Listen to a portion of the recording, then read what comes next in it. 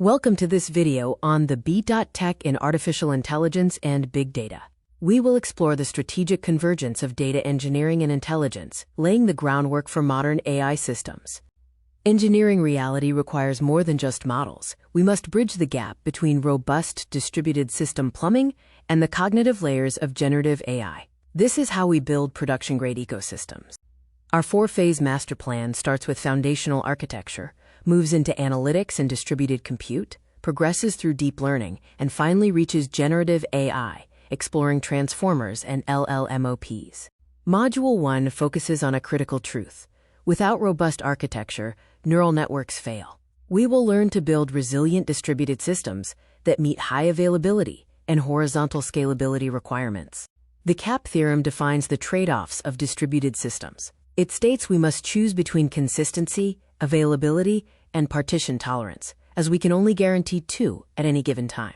Architectural paradigms differ significantly. Lambda architecture uses two separate codebases for batch and stream processing, while Kappa architecture relies on a single unified codebase for stream processing only. When scaling, we choose between vertical and horizontal approaches.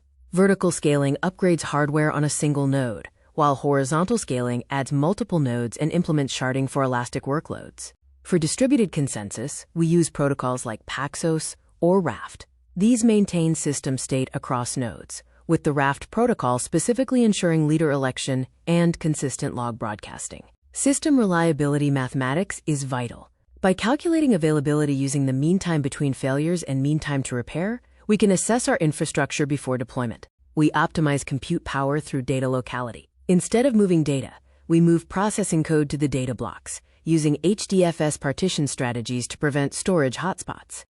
When selecting NoSQL databases, we choose between document, key value, column family, or graph models based on needs.